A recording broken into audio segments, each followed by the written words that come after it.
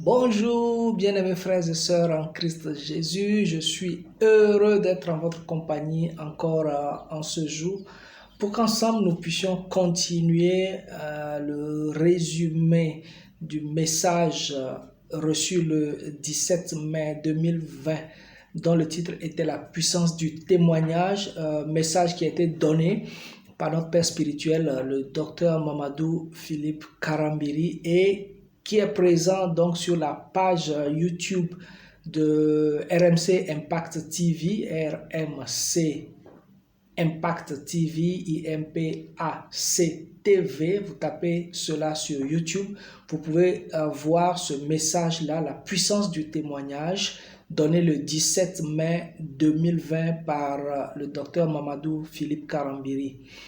Alors, dans un premier résumé, nous avons vu l'importance d'être un témoin de Christ. Et dans ce résumé, nous avons donc examiné les 4 points qui se manifestent lorsque nous témoignons de Christ et de son œuvre achevée. Alors, nous avons dit que celui qui témoigne de Christ et de son œuvre achevée, il est dans la volonté parfaite de Dieu. Ça, c'est le premier point. Et deuxièmement, quand nous témoignons de Christ et de son œuvre achevée, la puissance de Dieu se manifeste au travers de nous. Troisièmement, quand nous témoignons de Christ et de son œuvre achevée, qu'est-ce qui se passe? La réalité de la présence de Dieu en nous et avec nous devient de plus en plus forte. Nous devenons de plus en plus conscients de cette présence-là.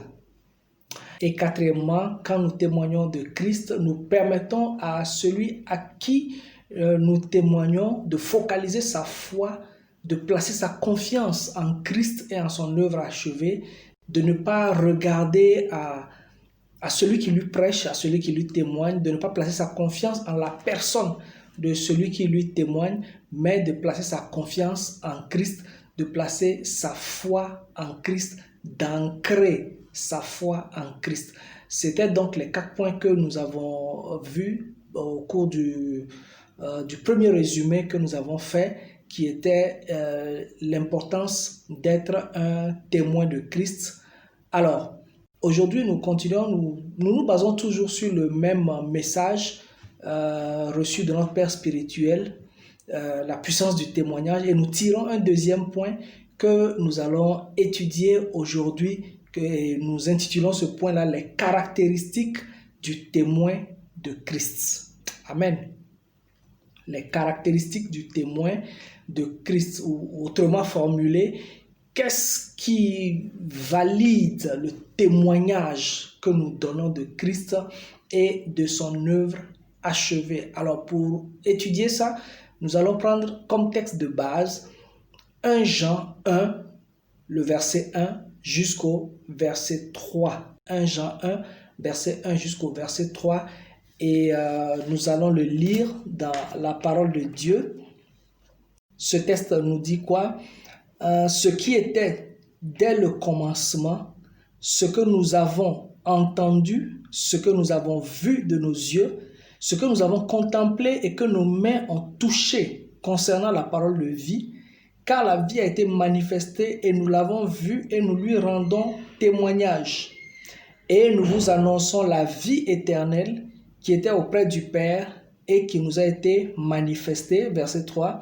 Ce que nous avons vu et entendu, nous vous l'annonçons à vous aussi, afin que vous aussi vous soyez en communion avec nous. Or, notre communion est avec le Père et avec son Fils Jésus-Christ. Alors, sur la base de ce test-là, nous allons voir 3 autres points aujourd'hui pour confirmer ou pour étudier ce qui valide le témoignage que nous donnons de Christ et de sa parole. Le premier point que nous voyons, nous tirons de ce verset-là, c'est la première phrase donc du verset 1, ce qui était dès le commencement. Ce qui était dès le commencement. Alors, qu'est-ce qui était dès le commencement? La Bible répondant à la Bible, nous voyons ça dans Jean 1. Si nous allons dans Jean 1, l'évangile de Jean, au chapitre 1, au verset 1 aussi. La réponse nous est donnée là-bas. Qu'est-ce qui était dès le commencement? La parole de Dieu dit, au commencement était la parole, et la parole était avec Dieu, et la parole était Dieu. Donc, dans 1 Jean 1, il dit, ce qui était dès le commencement, c'est de ça que nous témoignons. Qu'est-ce qui était dès le commencement? Jean 1, verset 1 nous dit, la parole était au commencement. Au commencement était la parole. Alors, qu'est-ce que nous tirons? Qu'est-ce que nous tirons de là-bas? Pour le témoin de Christ, ce que nous pouvons retenir de ce point-là, c'est que nous ne devons pas aller témoigner sur la base de nos pensées personnelles. Le témoignage que nous donnons de Christ et de sa parole, de Christ et de son œuvre achevée, je voulais dire, ne doit pas être le fruit de notre imagination. Non. Ce que nous disons en tant que témoins de Christ doit être tiré de la parole de Dieu. Ça doit tirer sa source, son essence de la parole de Dieu. Sa substance doit être tirée de la parole de Dieu. Nous ne devons pas nous baser sur nos propres imaginations ou sur des pensées reçues de quelqu'un d'autre.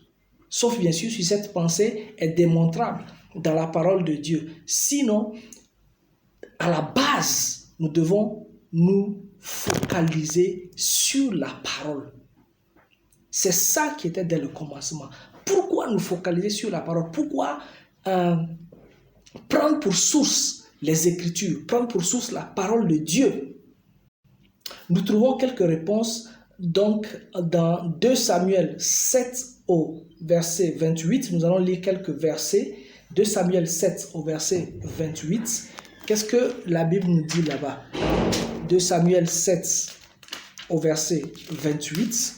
Quand nous lisons, les Écritures nous disent, « Maintenant, Seigneur éternel, tu es Dieu et tes paroles sont vérité. » Nous devons tirer notre témoignage de la parole de Dieu parce que c'est cette parole qui est la vérité.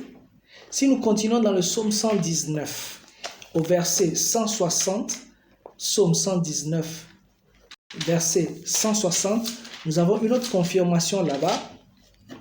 Psaume 119, verset 160, il dit « Le fondement de ta parole est la vérité. Et toutes les lois de ta justice sont éternelles. » Le fondement de la parole de Dieu, c'est la vérité. Donc, dans 2 Samuel 7, 28, il dit, sa parole, la parole de Dieu, est la vérité. David nous dit ici, le fondement de la parole de Dieu, c'est la vérité. Jean 17, verset 17, ça c'est la prière sacerdotale à la veille donc de la crucifixion. Quand Jésus priait, qu'est-ce qu'il a dit? Jean 17 au verset 17, il dit, « Père, fais quoi? Sanctifie-les par ta vérité, ta parole est la vérité. » Quand nous voyons la parole, nous voyons toujours ce mot vérité lié à la parole. Parce que sa parole est la vérité et sa seule parole est la vérité. En tant que témoin, nous devons nous baser sur ce que disent les Écritures, le témoignage que donnent les Écritures sur Christ et son œuvre achevée. C'est ça que nous devons utiliser. Notre témoignage doit véhiculer fidèlement la révélation de la parole de Dieu. Ce que la parole a dit, c'est ce que nous devons dire. C'est ce que Jean-Baptiste donc disait dans Jean 3 au verset 34. Jean 3 au verset 34. Qu'est-ce que Jean-Baptiste disait? Jean 3 au verset 34. Il dit, « Car celui que Dieu a envoyé dit les paroles de Dieu. » Si nous sommes témoins de Christ, nous ne devons pas dire autre chose sinon que ce qui vient de la parole de Dieu. Donc ça, c'est la première chose qui valide notre témoignage. Pourquoi? Parce que le Saint-Esprit qui nous a été donné, quand nous sommes nés de nouveau, le Saint-Esprit est venu en nous, et quand nous sommes baptisés du Saint-Esprit, il est venu sur nous. Le Saint-Esprit qui nous a été donné et qui nous donne la capacité d'être un témoin fidèle, lui-même est appelé l'Esprit de vérité. Il est appelé l'Esprit de vérité. Et la Bible nous a montré, sur ces passages que nous avons lus là, que la parole de Dieu est la seule vérité. Donc, ce que Dieu a dit, c'est ce que nous devons dire. Ce que la parole a dit, c'est ce que nous devons dire. Pourquoi? Parce que celui que Dieu a envoyé doit dire les paroles du Dieu qui l'a envoyé. Amen. Donc, tout ce que le témoin de Christ dit doit être vérifiable dans la parole, dans les Écritures.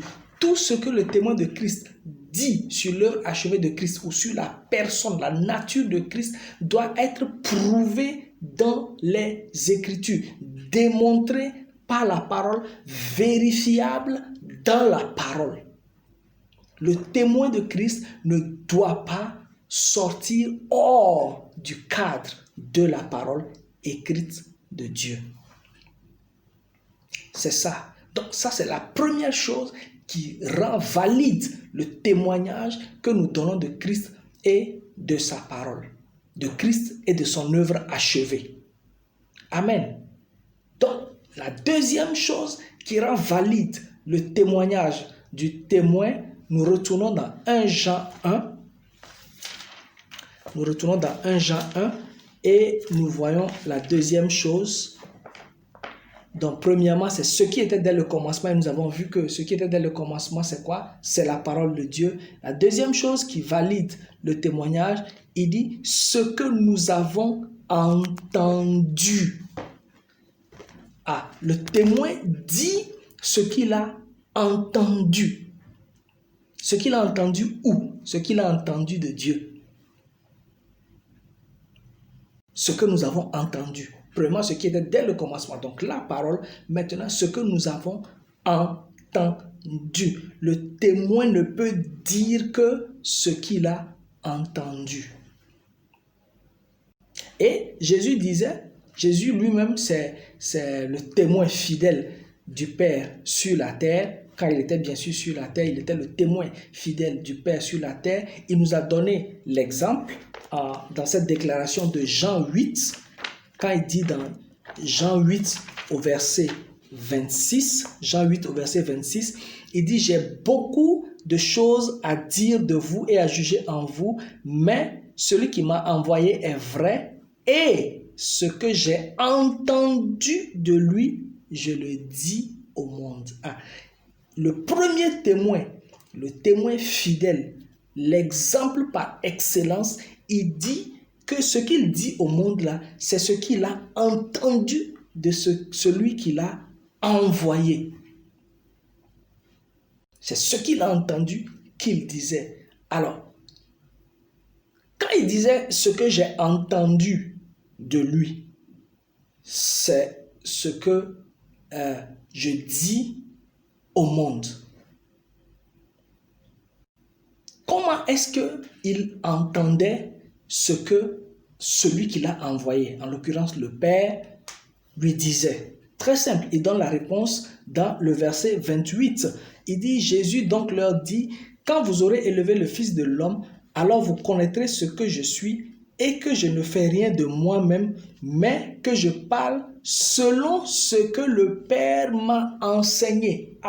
Il dit premièrement, ce que j'ai entendu de lui. Comment est-ce que tu as entendu de lui? Il dit, c'est parce que je me suis laissé enseigner par lui.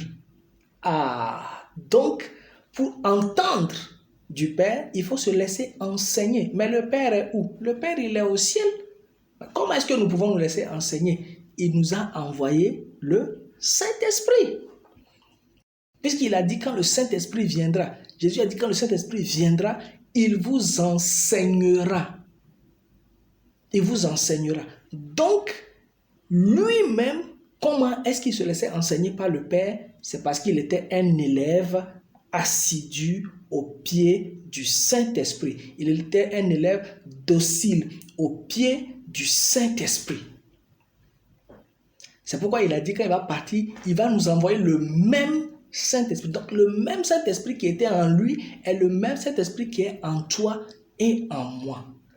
Alors s'il se laissait enseigner par le Saint-Esprit, qu'est-ce que nous devons faire en tant que ses témoins actuellement sur la terre? Nous devons nous laisser évidemment enseigner par le Saint-Esprit. Il est en nous, il est notre enseignant. Nous devons emprunter le même chemin qu'il a emprunté pour réussir. Est-ce que vous voyez? Donc, nous ne devons pas nous laisser entraîner dans des suppositions, dans des imaginations. Non. Premièrement, nous optons pour les Écritures et nous restons dans le cadre des Écritures. Ce que les Écritures disent, c'est ce que nous devons nous déterminer à dire. Deuxièmement, il faut que nous laissons le Saint-Esprit, puisque les Écritures, nous ne pouvons pas comprendre ça par notre intelligence naturelle. Qu'est-ce que nous devons faire? Nous nous asseyons maintenant au pied du Saint-Esprit qui nous enseigne, qui nous révèle les Écritures. Car c'est lui qui les a inspirés. C'est lui donc qui est à même de nous les expliquer. C'est pour ça, quand Jésus partait, il dit, quand le Saint-Esprit viendra, il sera avec vous et il sera en vous. Donc, s'il est en toi, s'il est en moi et qu'il est appelé l'enseignant, Jésus a dit, il vous enseignera toutes choses. Donc, c'est lui, notre enseignant. Il faut que nous fassions comme Jésus, que nous nous laissons à ses pieds, que nous nous soumettons à lui, que nous acceptions humblement nous asseoir dans sa présence avec les Écritures pour qu'il puisse nous les révéler. Donc, l'autre caractéristique du témoin, l'autre chose qui valide le témoignage du témoin que nous sommes, c'est que nous apprenons à nous asseoir au pied du Saint-Esprit afin de recevoir de lui la révélation de la parole, afin de recevoir de lui le témoignage que lui-même il a de Christ. Tout cela à travers les Écritures. Puisque Jésus a dit quand il viendra, il prendra de ce qui est à moi et vous l'annoncera. Donc, ce qui me concerne, c'est ça qu'il vous dira. Il témoignera de moi en vous. C'est ça. C'est donc important qu'en tant que témoin, nous apprenons à nous asseoir au pied du Saint-Esprit pour qu'il nous révèle, pour qu'il décortique les Écritures et nous donne la révélation sur Christ et sur son œuvre achevée. Donc, le témoin fidèle doit apprendre à s'asseoir au pied du Saint-Esprit, ouvrir sa Bible et laisser le Saint-Esprit décortiquer les Écritures pour lui, laisser le Saint-Esprit lui révéler Christ, laisser le Saint-Esprit lui enseigner Christ, laisser le Saint-Esprit lui parler de Christ, laisser le Saint-Esprit lui expliquer l'œuvre achevée de Christ, tout cela dans les Écritures. C'est ce que tu as reçu, c'est ce que tu as entendu dans le temps de méditation des Écritures là, par le Saint-Esprit, c'est ça que tu es autorisé à dire dans ton témoignage. Et c'est ça qui doit valider ton témoignage. Amen. Donc, premièrement, le témoin, qu'est-ce qui valide son témoignage? C'est que son témoignage reste dans le cadre des Écritures. Il ne sort pas des Écritures. Deuxièmement, c'est que le témoin, pour être un témoin efficace, doit apprendre à s'asseoir au pied du Saint-Esprit pour recevoir l'enseignement, pour recevoir la révélation de Christ et de son œuvre achevée. Et troisième point maintenant, nous retournons dans 1 Jean 1. Nous retournons dans 1 Jean 1 Donc, ce qui était dès le commencement, nous avons vu, c'est la parole. Deuxièmement, ce que nous avons entendu. Pour entendre, il faut accepter être un élève docile au pied du Saint-Esprit qui nous révèle Christ au travers des Écritures, qui nous révèle l'œuvre achevée de Christ au travers des Écritures. Troisièmement, il dit ce que nous avons vu de nos yeux. Ce que nous avons vu de nos yeux.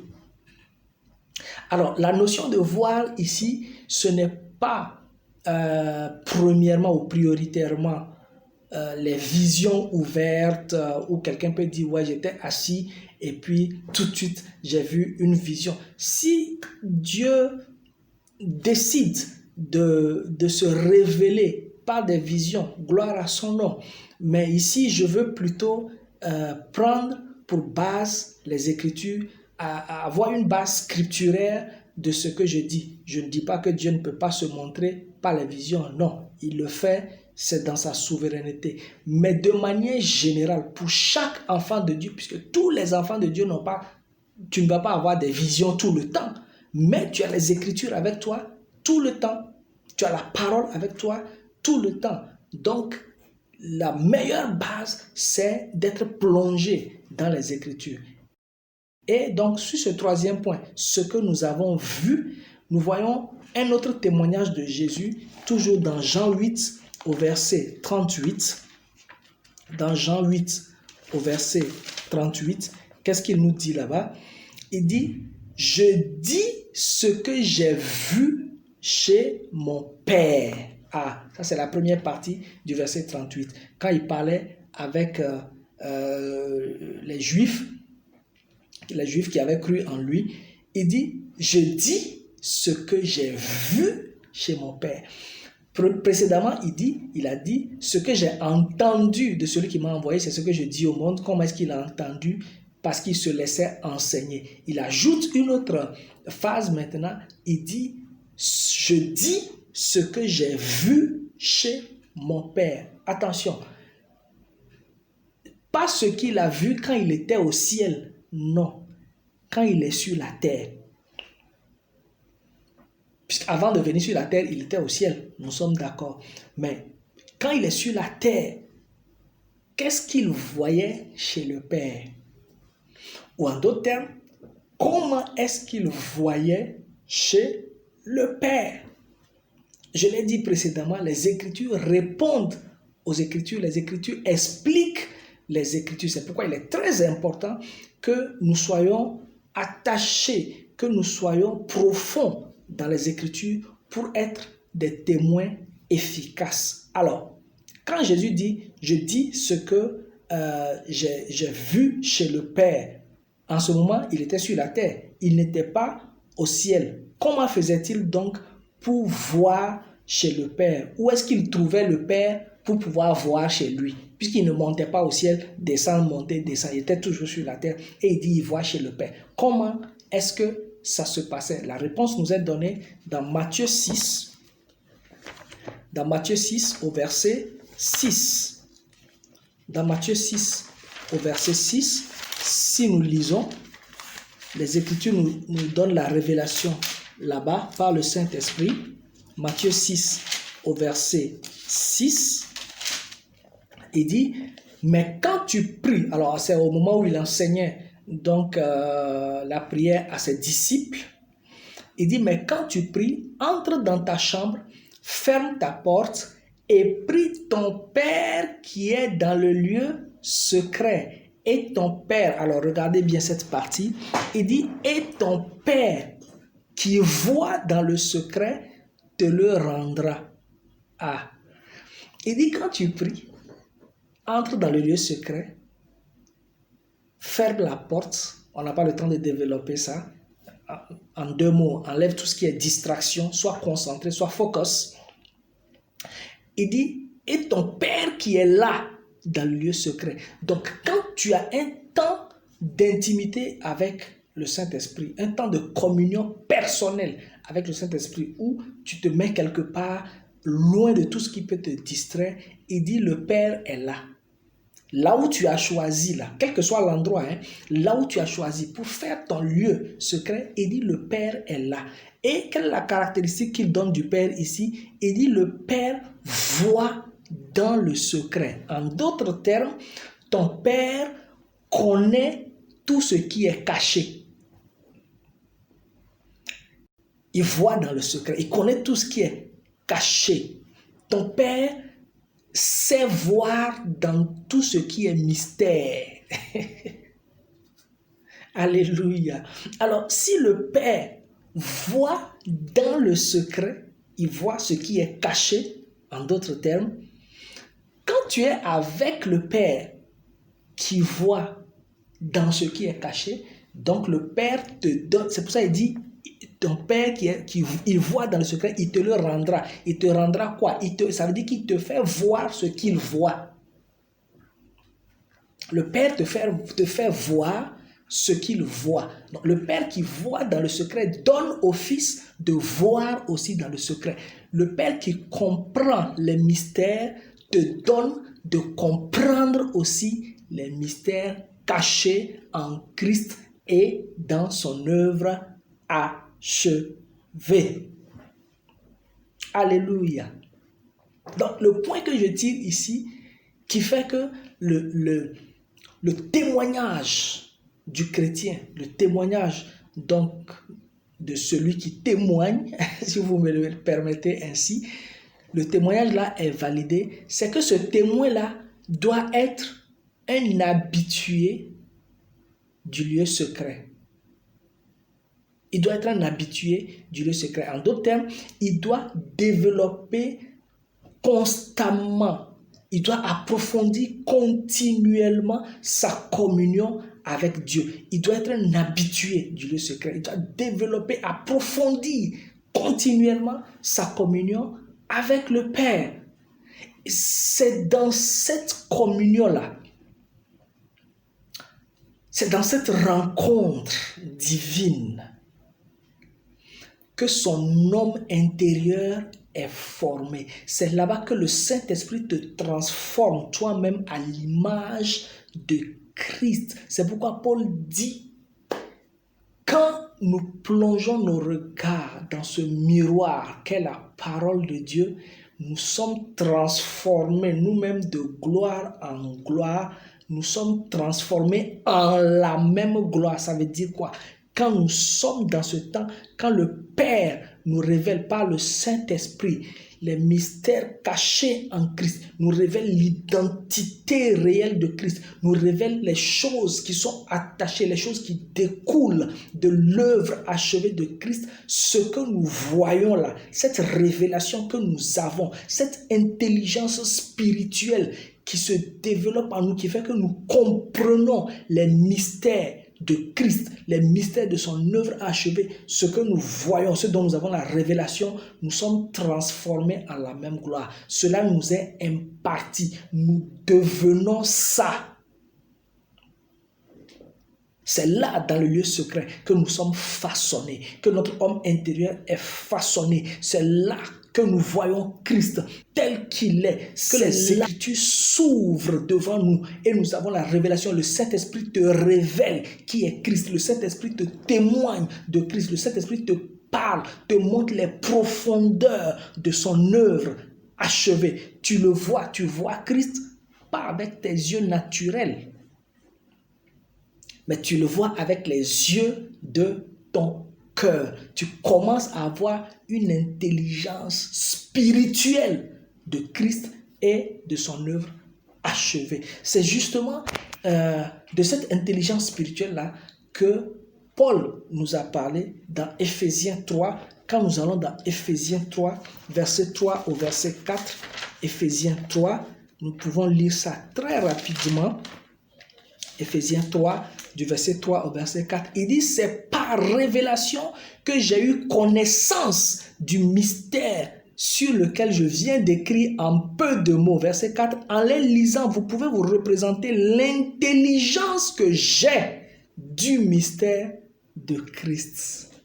Ou, très simplement, vous pouvez vous représenter l'image, la connaissance que j'ai de qui est Christ. Vous pouvez vous représenter l'image que j'ai de Christ.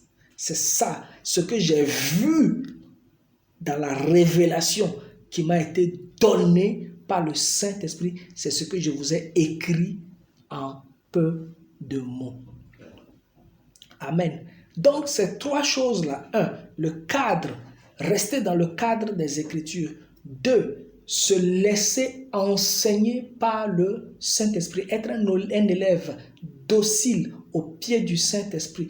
Troisièmement, développer et approfondir continuellement sa relation avec le Père, sa communion avec le Père, toujours par le Saint-Esprit et avec les Écritures. Ces trois choses-là valident ton témoignage, rendent valable ton témoignage. Ça fait que quand tu parles, tu ne parles pas de toi-même, tu parles ce que tu as reçu, tu dis ce que tu as reçu, tu dis ce que tu as vu en méditant.